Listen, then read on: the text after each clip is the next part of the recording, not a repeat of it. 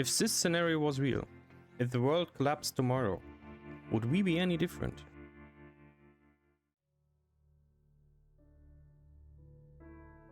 Out there, the world is not falling apart.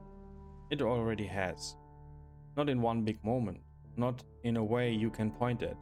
It breaks you slowly, through systems, through timers, through rules that do not care who is still alive. The cold does not hate me. Frostbite just sets in if I stay too long. Lightning does not warn me. It strikes when it wants to. The arcs do not feel fear. They do not feel anything at all. They just keep moving. They just keep doing what they were built to do, and somehow that makes them easier to deal with than people. I hear the countdown before I see the danger. Time pressing in even when nothing is happening. Exit starts closing. The storm crawls closer. The sky flashes like it is reminding me I do not belong here. Stay outside too long and the cold starts working its way in. Slow, quiet, unforgiving.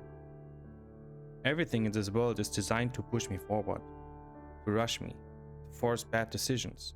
But none of it makes my heart stop like a sound behind a wall. Footsteps.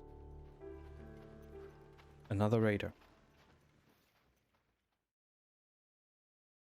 Every encounter starts with the same question. Is this someone like me, or someone who sees me as a shortcut? I can fight the arcs, I can learn the patterns and can prepare. But I cannot predict a human being. Sometimes I meet someone who hesitates. A weapon lowers just a little. A voice came through the radio, not aggressive, not confident, just human. For a moment, everything slows down. We both know how fragile this moment is. How easily it could end with a single decision. And sometimes we choose not to pull the trigger. We move together, share information, cover each other. Not because we trust each other completely, but because surviving alone feels worse. In those moments, Arc Raiders feels less like a game, and more like a quiet agreement between strangers. An agreement that says, let us not make this worse than it already is. And then there are the other encounters. The friendly voice, the calm tone, the lie that sounds practiced. I'm alone. I'm just trying to extract. I'm friendly. I want to believe it, because believing feels easier than constant suspicion. Then the shot comes. No warning, no hesitation, just silence. When I die like that, I do not feel anger first. I feel disappointment. Not because I lost gear, not because I lost progress, but because for a second I thought trust was still possible.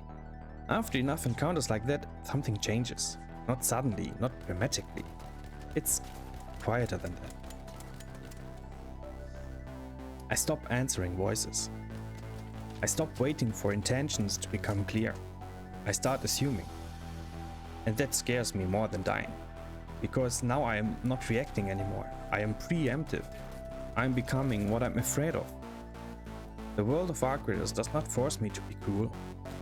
It just rewards me when I am, and slowly it starts to feel normal.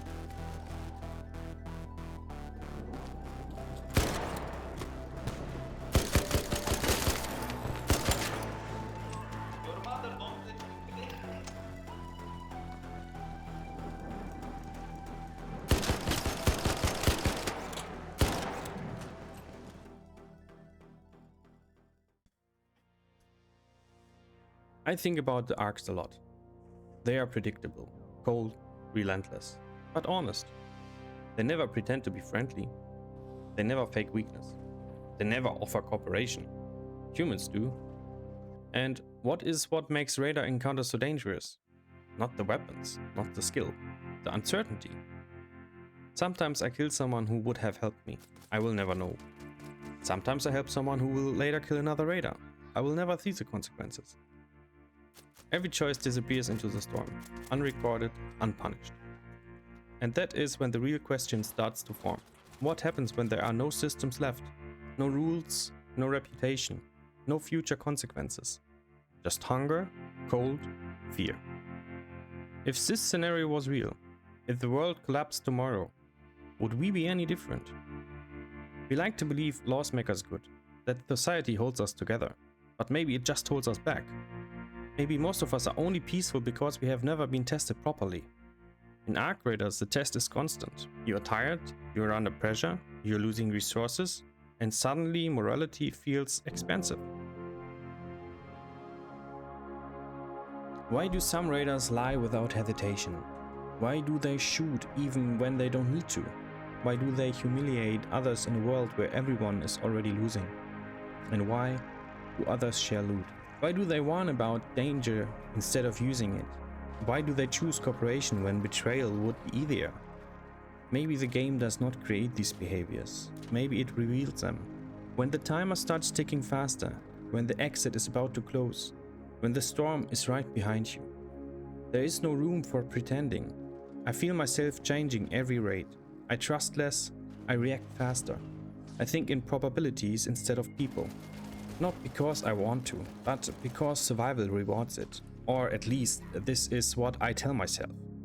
But then, every once in a while, something happens. A raider spares me, or I spare them. And for a brief moment the world feels lighter. Like we proved something. Not the game, but ourselves. Maybe that is a real reason these moments matter. Because they remind us that even in the worst conditions we still have a choice. The arcs follow code. We do not. And that is what makes us unpredictable, dangerous, capable of cruelty, but also capable of something better. So when I hear footsteps now, when my finger rests on the trigger, I ask myself one last question. Not, can I survive this? But, who do I become if I do?